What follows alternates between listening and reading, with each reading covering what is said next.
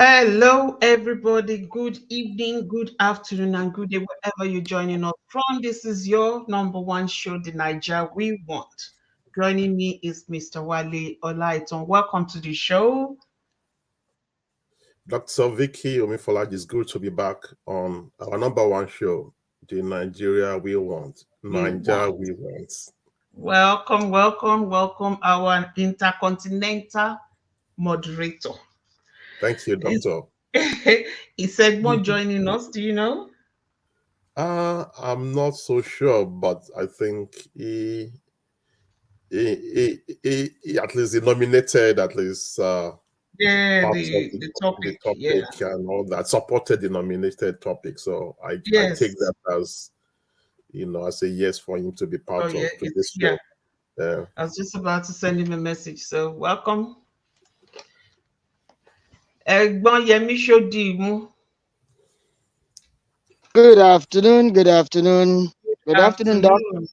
Good Welcome afternoon, to the Wale. show. Good afternoon, Welcome, sir. Egbo. Good to see you under the tree again. Under the Abina. tree. Yes, so. Lábẹ́ igi òrombó òrombó. Yes.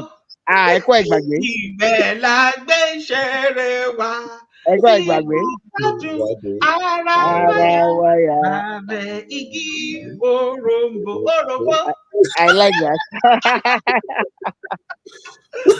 Oh, that Doctor was is good. Doctor is on fire tonight. She is It's Friday night. It's been a bringing, long, hard bringing back memories. week. Yeah. It's good to have you all on the show tonight. So Thank you so much. we've got something to discuss. But before we get to it, let's do what is trending. So, Mr. Shodimu, what is trending for you? Why are you putting me on the hot spot? Hot seats. Because you are the one in Niger now, eh? I What like is that. trending? Okay. So reporting from Nigeria. Mm-hmm. Of course, the Kaduna unfortunate incident in Kaduna is Mm. trending right now. Um, Military. I mean, judging by reports, mistook a gathering of villagers for um, people who might just be attacking and all that for dissidents. And what is this popular thing we call them? While they borrow me the word. Uh, Unknown Terrorist. gunmen. no, well, that's another tag for them. That's another tag for them. But Bandits. we bandits. Thank you Mhm. for bandits. And I think they struck from the air, Oh. and it's a very sad thing, very sad development. I thought we could have been more prudent in taking such a decision. That Mm. decision, I thought we could have been more careful in doing that. But reporting, just talking about the incident alone makes one very, very sad.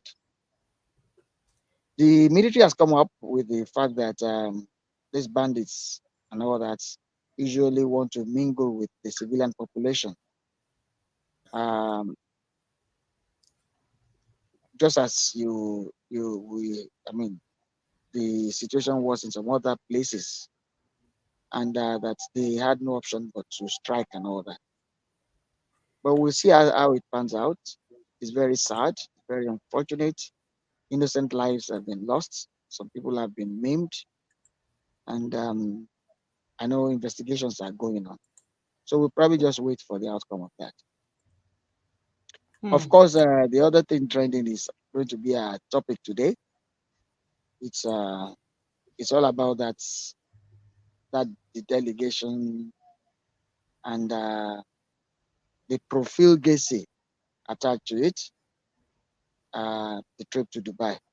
So I'll leave that for the main topic, but it is of course trended. Mm. Then there is this report of One Abodunde David Olubumi, a 47-year-old man from Ikoki, Ekiti, who migrated with his wife and children, three of them, I guess, to the United Kingdom. The wife being Oweye Taiwo Brenikeji, who happened to be in her 40s. Relationship got estranged. They just migrated to to the United Kingdom this year, and I don't know how things went from the point of cozy to being banned by the police. That's a man being banned by the police that he should keep his distance away from the wife. I guess it must have been as a result of a lot of incidences and reports. However, this guy found his way back into that home Ooh. and literally killed this woman, leaving the three children. Well, it's in the police net now. It's very unfortunate. Uh, Whichever way, you still trace it back to the conditions at home Mm. for them to have moved and all that. But how a man would, out of his inability to cope with certain situations, would think maiming or killing is an option, I honestly do not know. I don't know the genesis of their story. I will eventually get to know a lot more. But that's the unfortunate thing, and that is also trending. It's sad that it is an event like this that will bring Nigeria to global consciousness again. Mm. But it happened. It happened. That's so sad. Mm. And you know, Finally, the issue of scarcity of naira is rearing its again, head again. ah, It is rearing its head again, God help and us. So. banks are banks ATM, quite a number of them, are not dispensing money, and people are being forced to take little sums of money inside the bank. Um, Christmas ahead. We hope this doesn't continue, but if it does, it means Christmas will be very, very gloomy. But we pray it doesn't. We hope it doesn't more like it. And we are watching developments. Thank you. Hmm. Thank you so much, Egbon, for that. We appreciate it. Mr. Wale Olaiton, what's Thank you, trending for thank you, Dr. Vicky, and thank you, Egbon, for those updates. For me, just one thing, trading.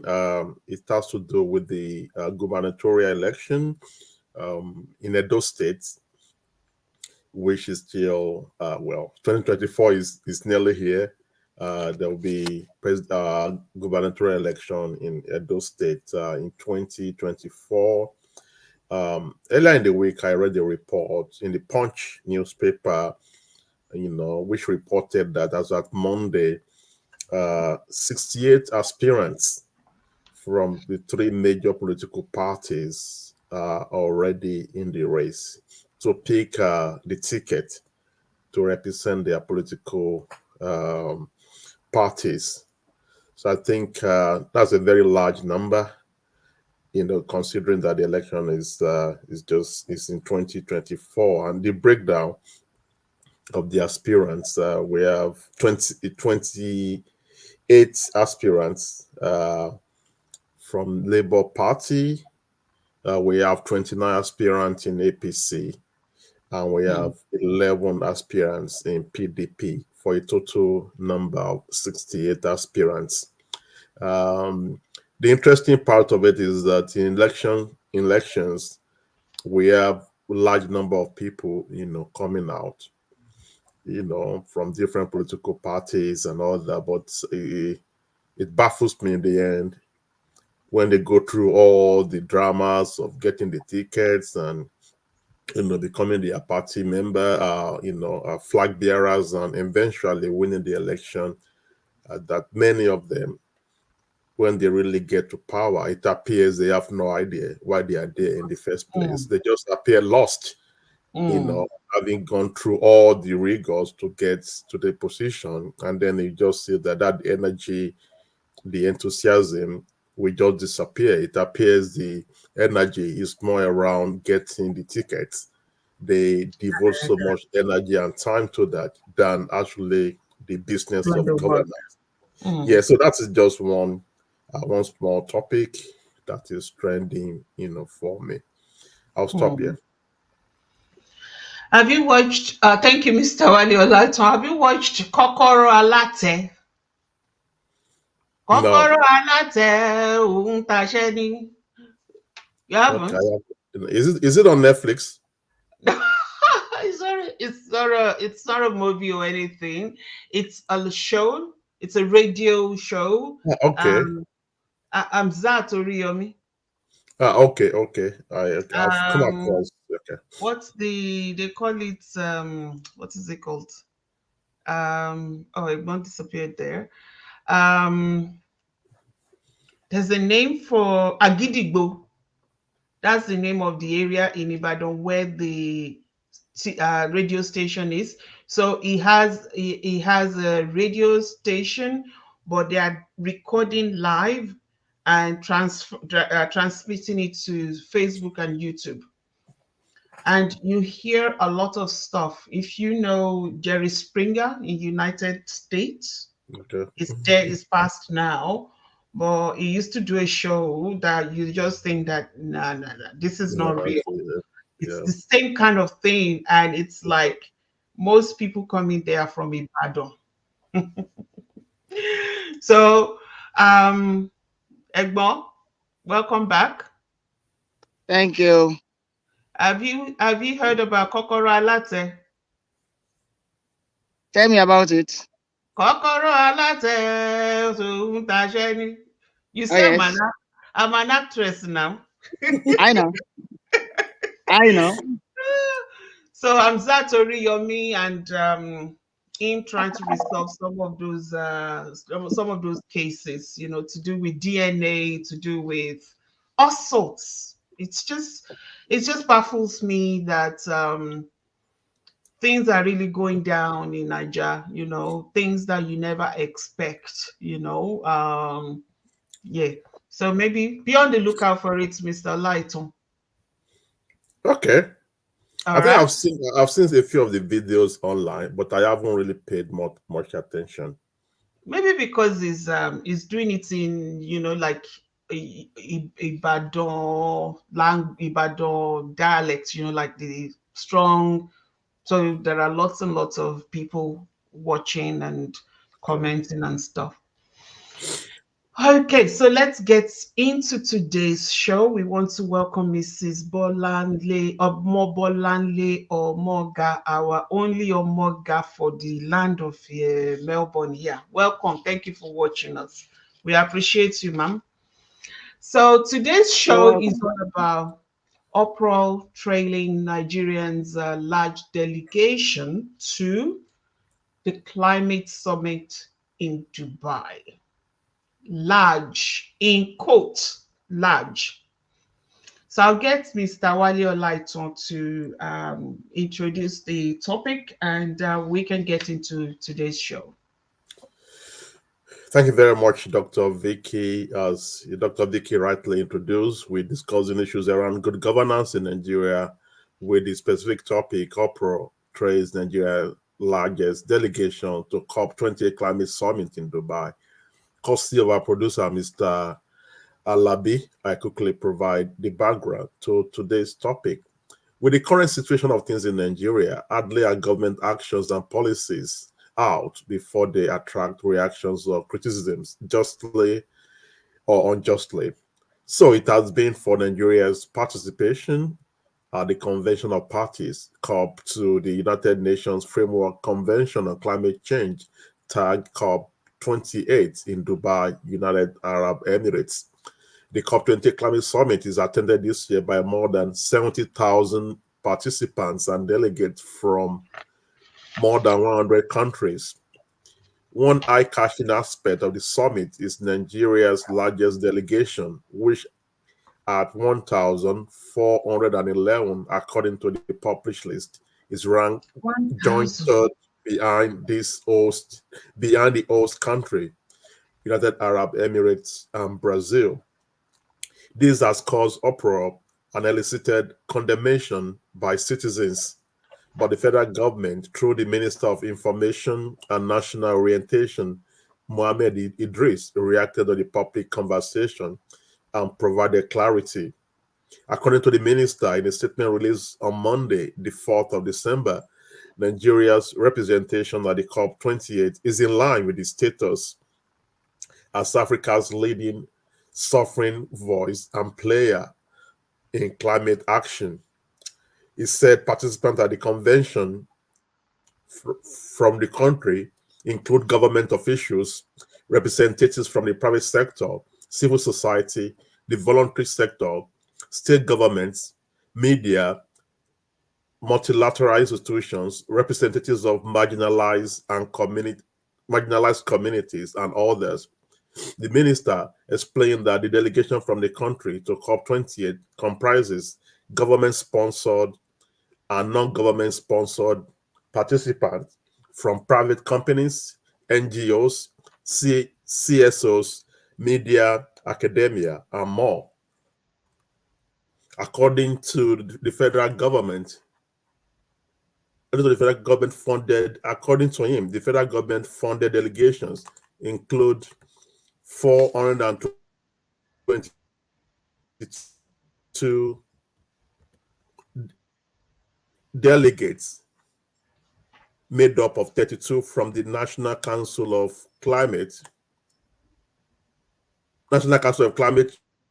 Change, 34 from the Ministry of Environment, 167 from other ministries, 67 from the presidency, 9 from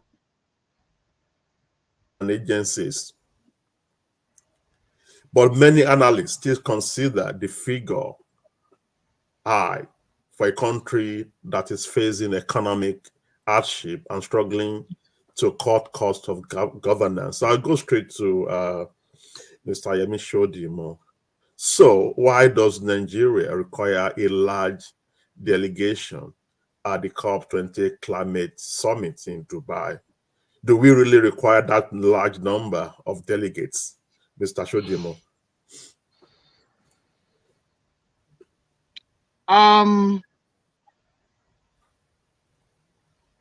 Well, the reason why this is that where we have the uproar is not because Nigerians just love shouting. It is because when we see an act that is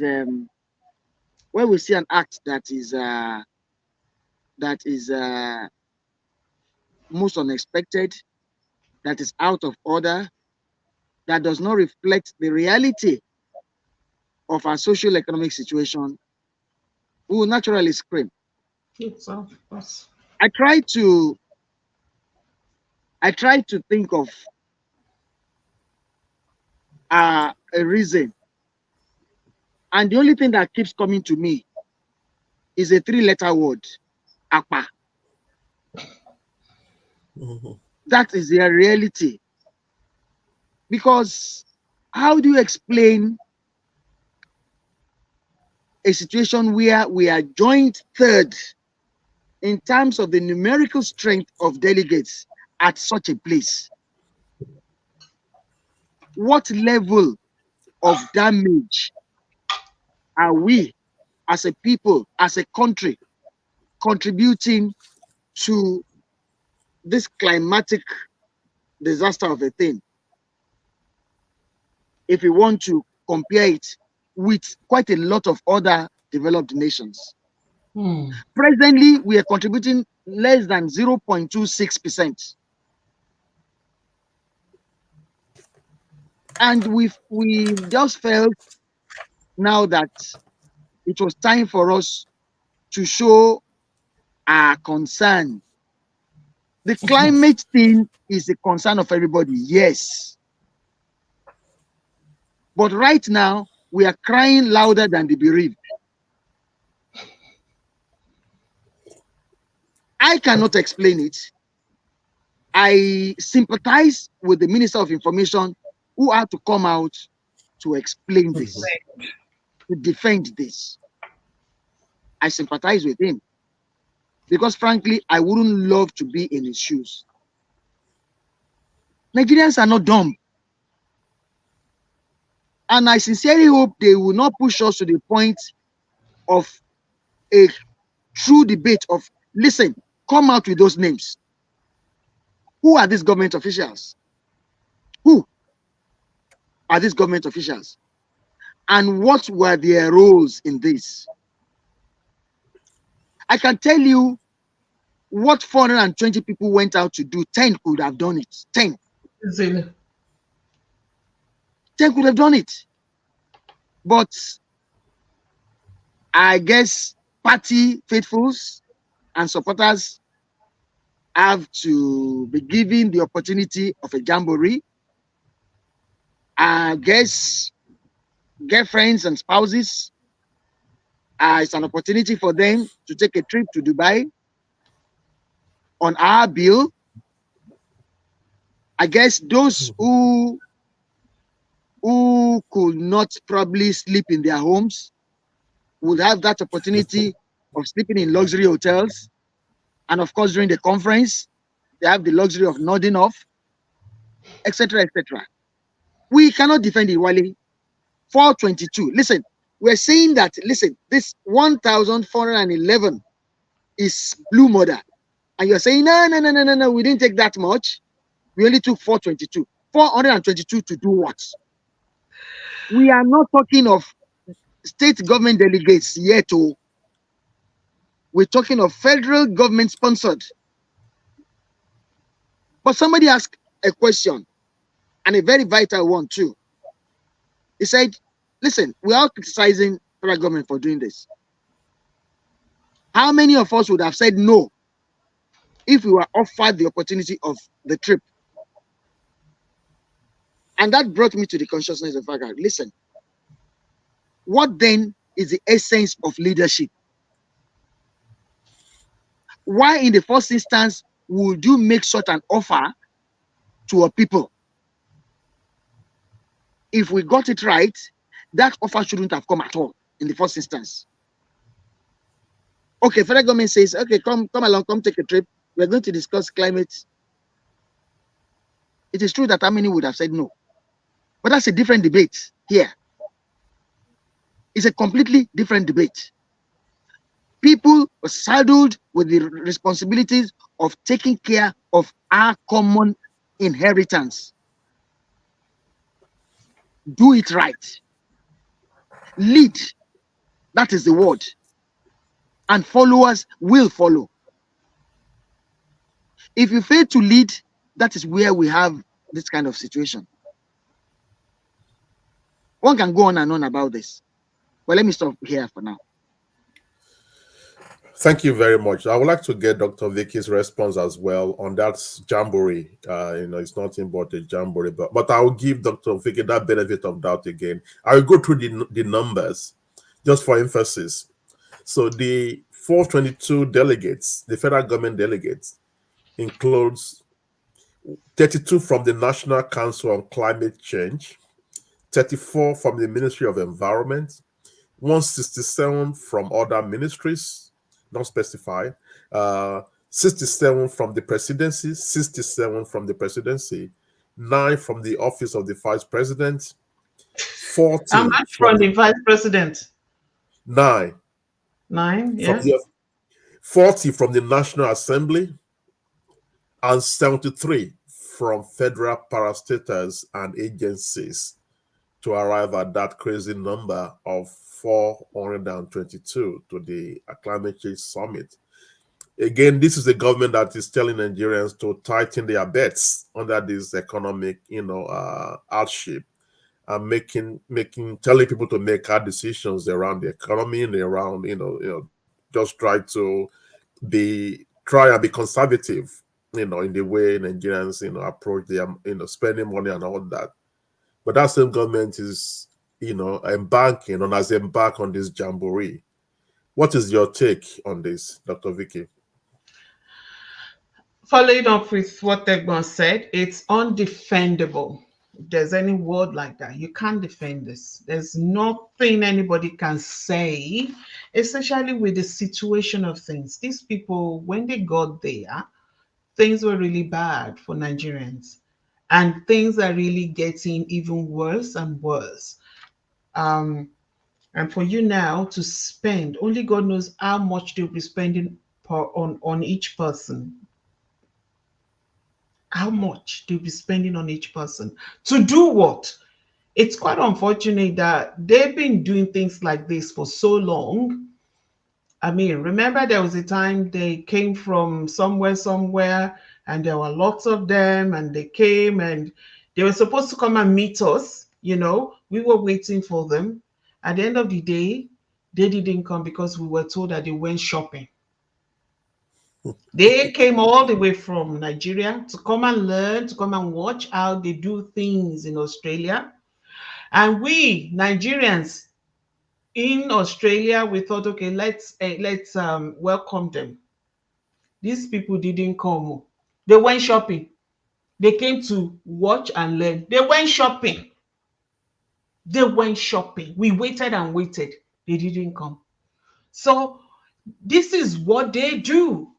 And it's quite unfortunate that even under Just to clarify, Dr. Vicky, so the yeah, example you gave, just for clarity, how long ago was that? Just to be sure, is that under this that, government or in a previous government? absolutely not under this government, but it's repeating Okay. itself. But I'm Itself. just Okay.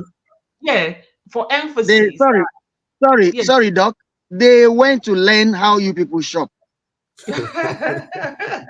So please, let's get that right. Yes, I believe so because so it's kind of the same kind of thing. Okay. I mean, we're talking about climate summit. Have you checked Nigeria? Have you checked how much plastics that we use? Have we checked, the impact of coals and firewood that we use? Have we even checked that? What do we even know about these things?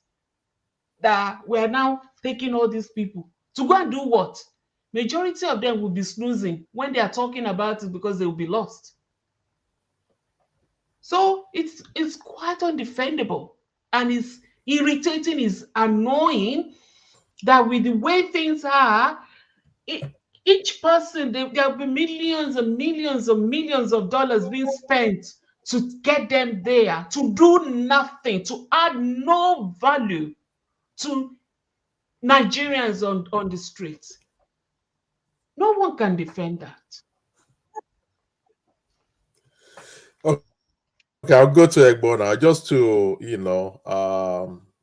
to be fair to the government, they say that that Nigeria is the largest economy and most populous country in Africa, with a substantial extractive economy, warranted the large participants at the summit.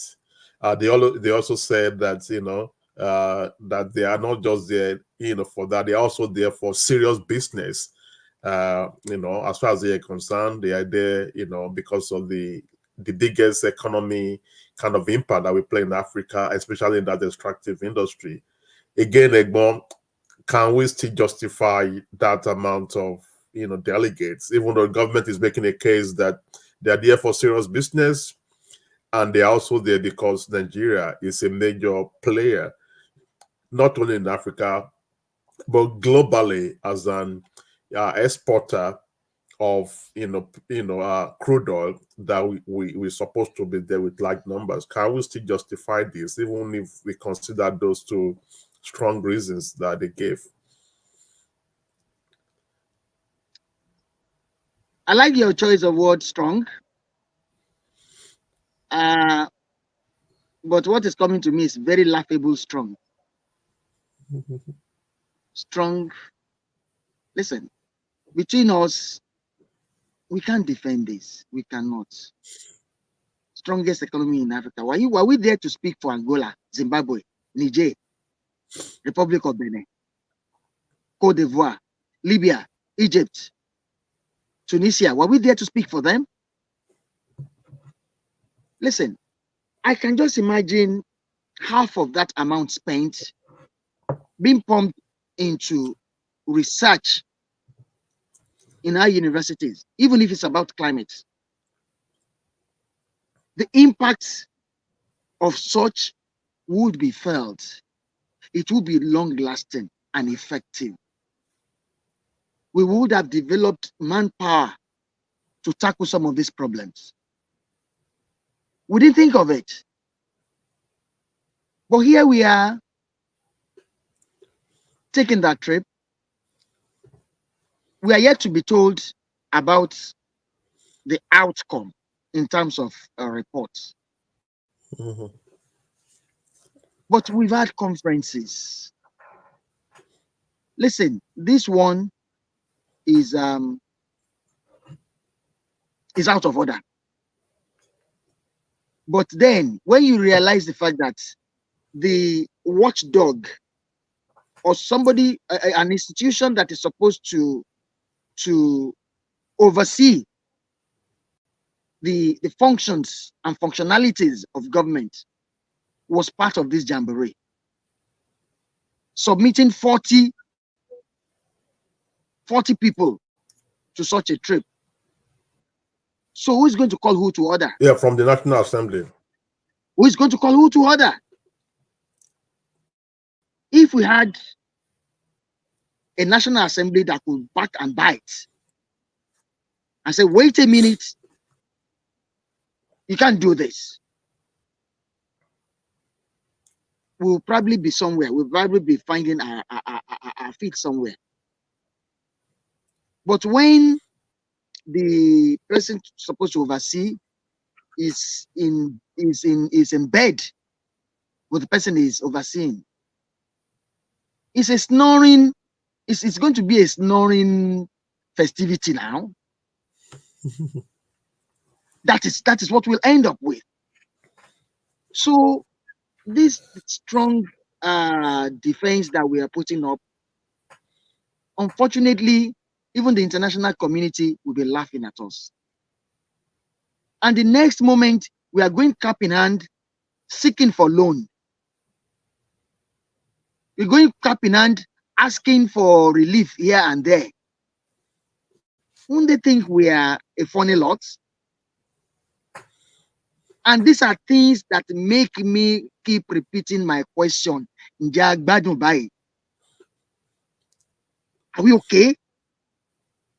At times I ask myself, where exactly are we from? Which corner of the globe are we from? Because it does not require space science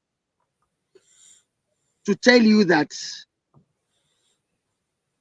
a 10-man delegation to such would just do. And that's even on the flamboyant side. Listen, you went, you listened, and you are back. But obviously, half or more of the time, a quarter of your a third of your delegation is somewhere doing something else. Now, tell me, if we went there with 10 people, who was going to reprimand us? How was that going to reduce our interaction with the international community? How will that affect our cooperation with other organizations around the globe? And then, just as Doc said, how knowledgeable were the people you took to such a place? Was that supposed to be a classroom where people will be awarded certificates at the end of the session? Was that the case? Meanwhile, there are 1,000,001 things left unattended to here. I took a trip from Lagos to Abeokuta today. After Bergen, there is what you call the Long Bridge.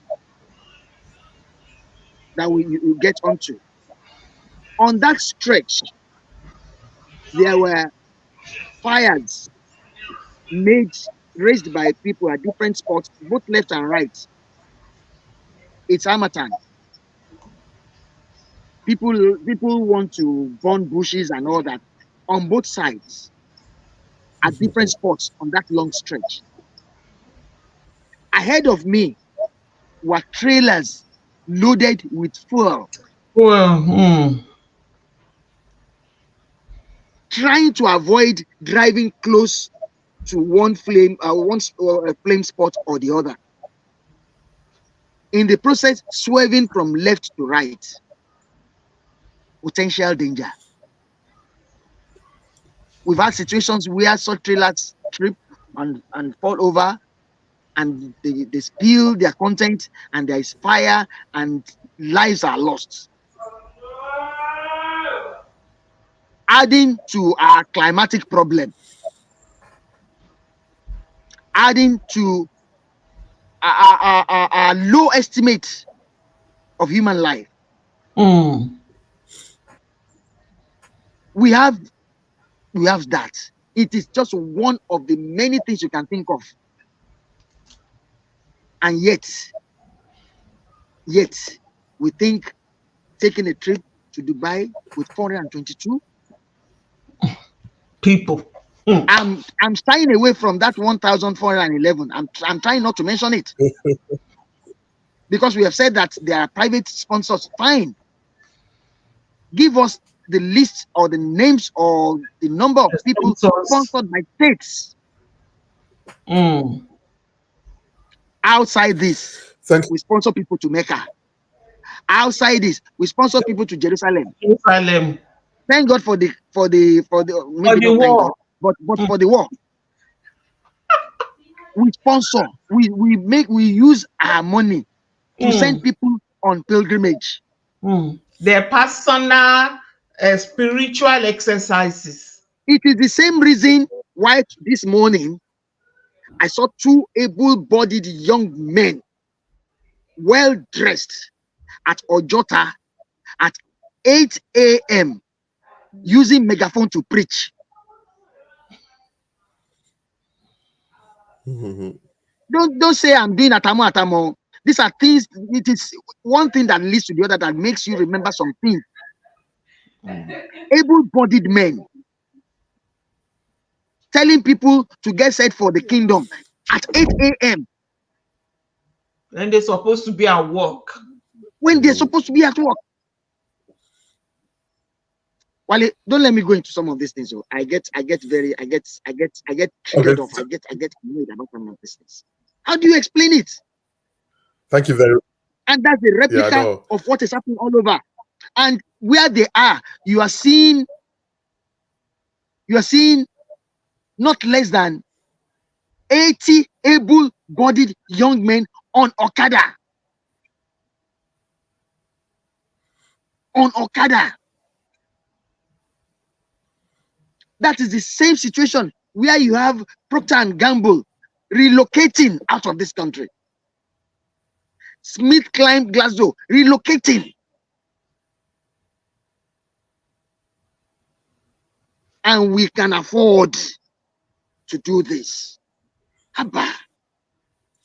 Thank you very much, Egbo. So we have to move on, and I can feel your passion. I can feel your, energy and emotion, and where are we not to feel that when we talk about Nigeria passionately and some of the issues that I think the question is not about why we should be there, whether we should be there or not. That's not the question.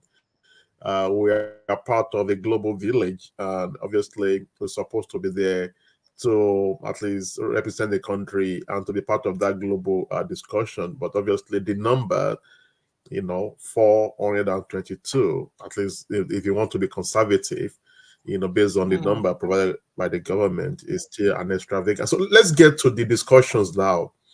I just to at least provide a bit of context to what the Global Summit is all about.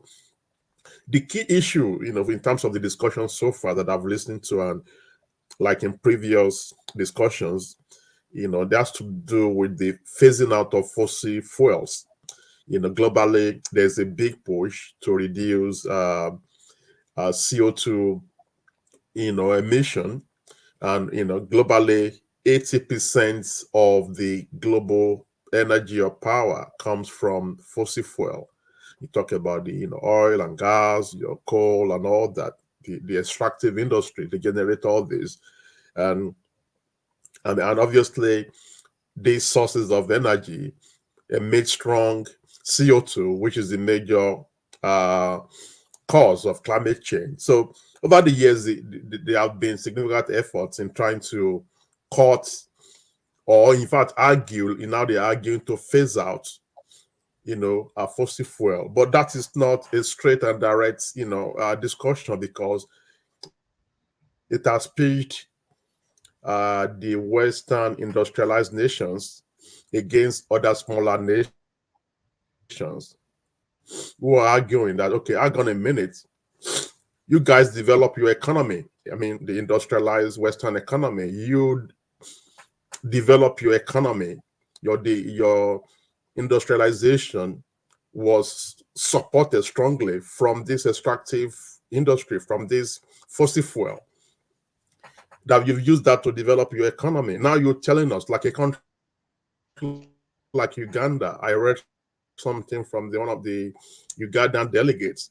As we speak, Uganda is just drilling for the first time drilling oil wells to start producing oil. So they are saying, hang on a minute, we are just starting. You've been drilling this oil and, to America, to Canada, to Norway. You've been doing this for more than 100 years or so.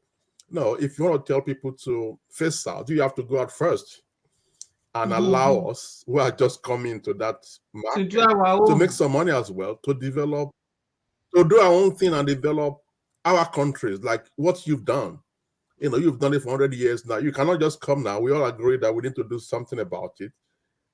We are not exactly sure how to go about it. So, Dr. Vic, do you see any argument there, even if you want to call it moral argument?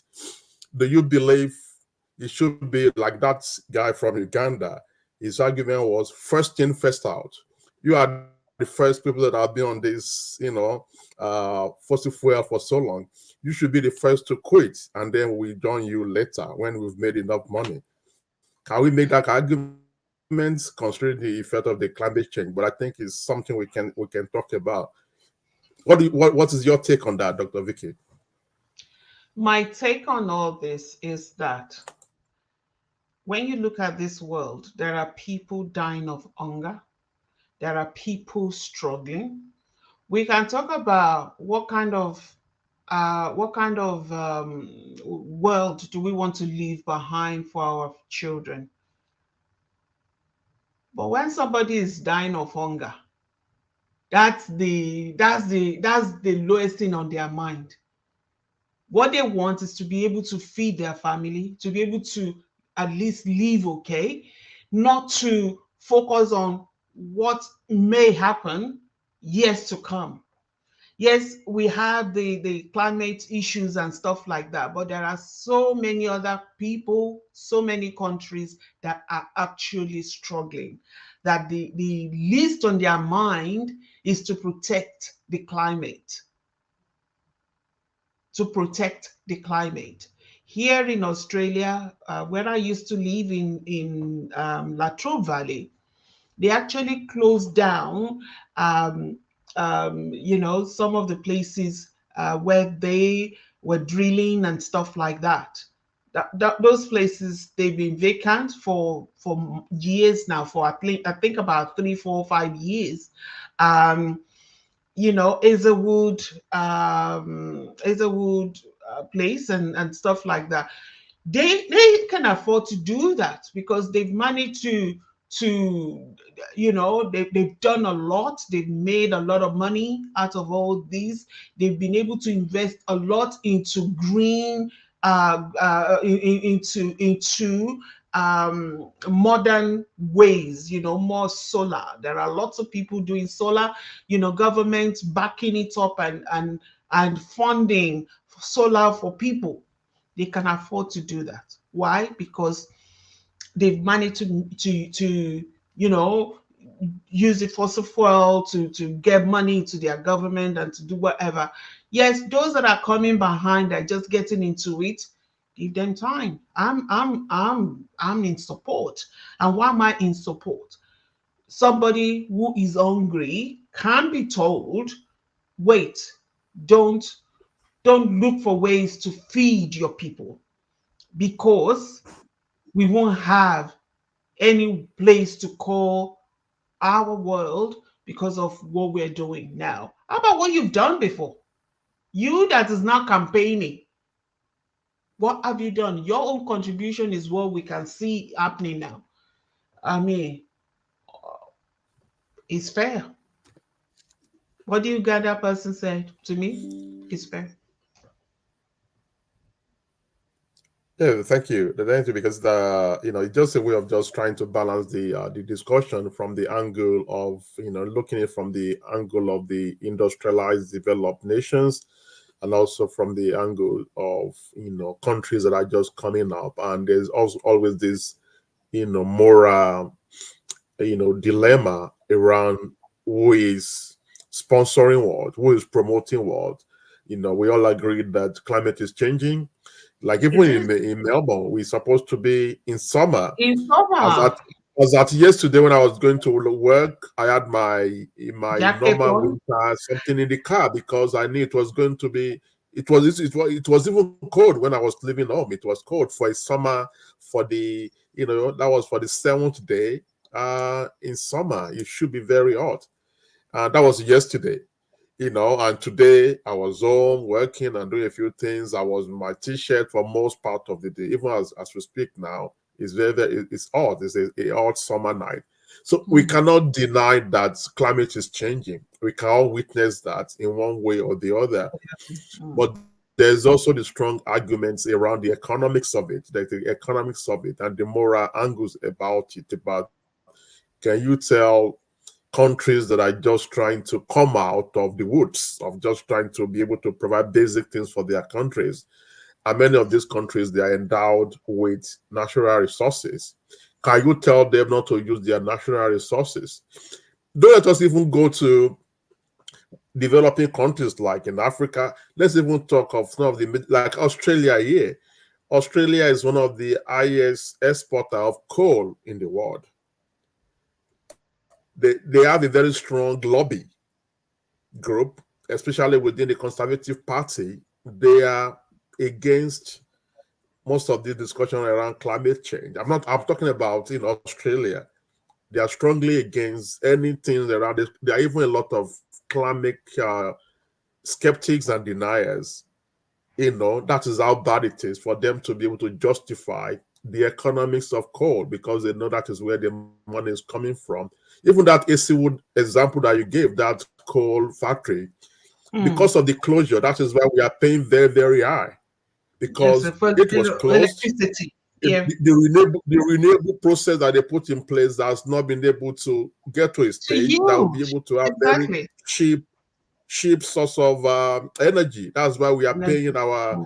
energy bill has We gone pay up, for it. because Exactly. they closed this Mm. road and few other areas, but there is no alternative.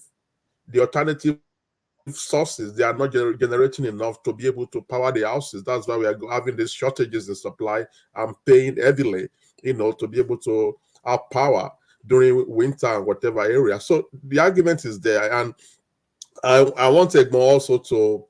It's a very interesting one. I would like to hear Egbon's views on that, and Egbon can tag that to, do we have any existing policy around climate? What do you know? What do we know about the current government's climate policy, Egbon? I'm not proud to tell you that I may actually still may soon be losing power entirely on this show.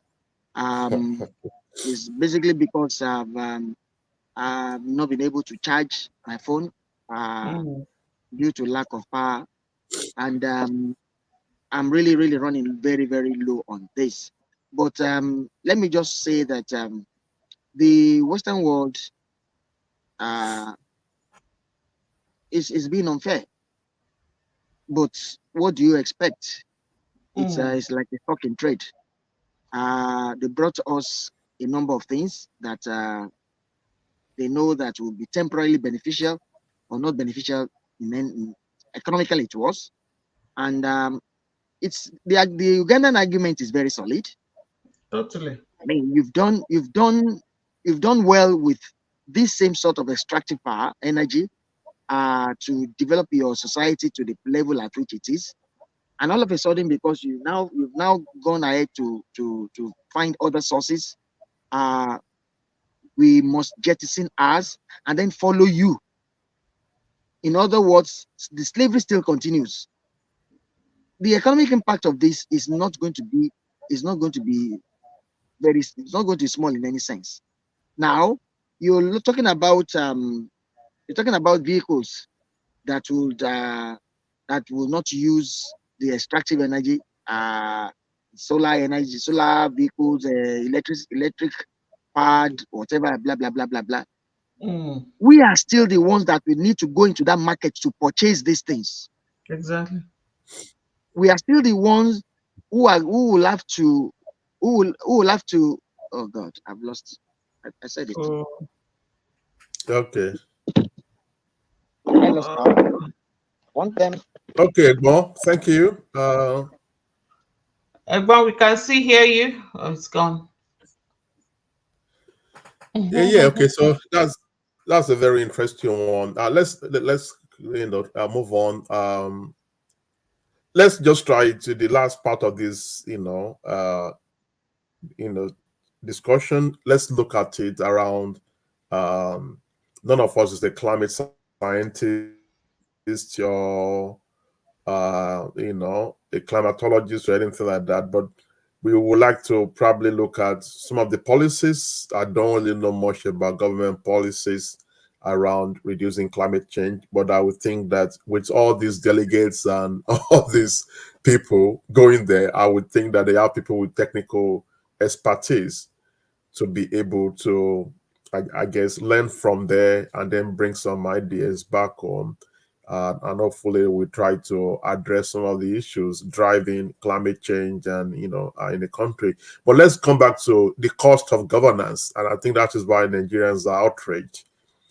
How can we really advise this government? Like for me, my take is that sometimes you think something is wrong with politicians, like because they take years aspiring for a position, it take decades in some cases planning for it, and with all the expectations and everything. And immediately they get there, they just start doing things that you think, if you're this well prepared, why are you just making all these decisions that are not really people friendly?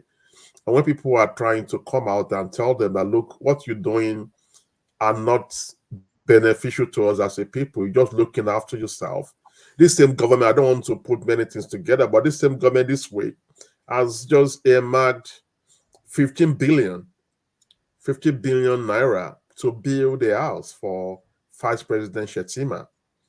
Mhm. 15 billion naira, Million, not million. they've just want to billion naira to build a house for Vice President. The Vice President is Not not one homeless, person. he's living somewhere in Abuja now. But they think it is a priority to build him maybe a befitting, I think I read it somewhere, a befitting uh you know home at a cost of 15 billion naira. The same government is spending 422 people to Dubai. So you think that who is advising them in terms of the getting the priorities and doing things for the people or doing things for themselves, especially when we're talking about cost of governance. You made this example here, you run a business, you want to cut down your cost to be able to maximize your profit and be able to fulfill all the obligations required of that business. What do you think of this government jamboree and spending a lot of money when Nigerians are doing it tough, especially on the cost of governance that is just getting big and big? And that's the annoying part. They promise heaven and earth. I expected better from this man. It's from one disappointment to another. So far since it got there, it's just been one thing. It's just an extension of what Buhari did. That's what I could see here. And it's quite disappointing. I expected better. I expected more. I expected, um, new lights, new ways of doing things. Not this at all. It's showing a government that just doesn't care about its own people. It's showing government that can't be bothered to see how the people are doing it tough. It's like, yeah, whatever you're going through, we actually don't care. That's the attitude that I can see, because it's just constant.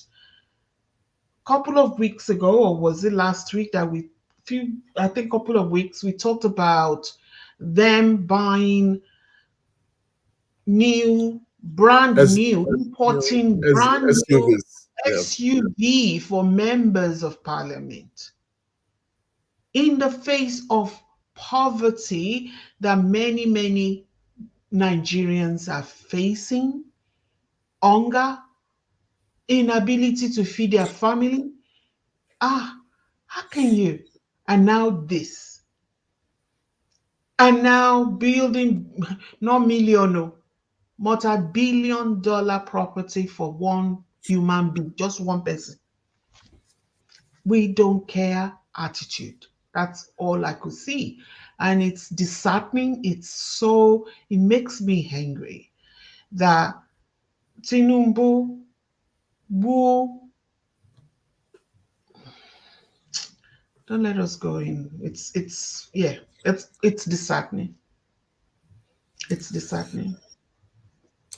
Thank you, Dr. Vicky. So we're just about to round up. If you just join us, you can obviously watch this recorded video later.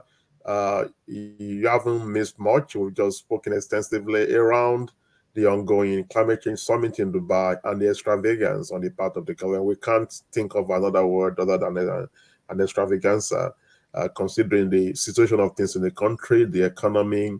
We are reasonable people. We've read and researched government's arguments for their decision, but we still think that, like many Nigerians, we are in support of Nigerians on this, that it is uncalled for, it is expensive, it is unnecessary to send 422 delegates to a global conference where we are not actually a major player there.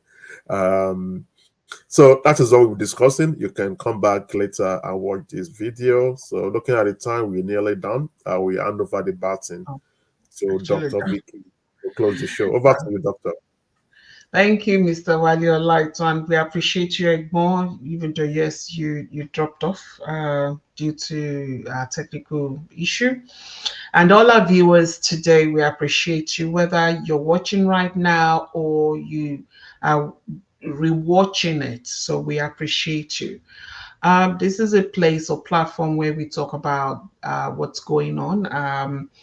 And it's a place where you too can add your voice to ours for them in government to start doing things better for us. We're tired of the same rhetorics. So we'll be back again next Friday, same time, same place. Till then, you all take care and have a lovely weekend. God bless. Bye-bye. Thank you. Bye. Bye. The Nigeria we want. Great Nigeria. Giant of Africa. The Nigeria we want. For the land. Great Nigeria. The Nigeria we want. With Vicky Omi Folaji. Yeah, me show the moon. Wale Olaito. I've been see what shuku. The Nigeria we want. Great Nigeria. On Biggie Ocean. The Nigeria we want. Great Nigeria. Giant of Africa.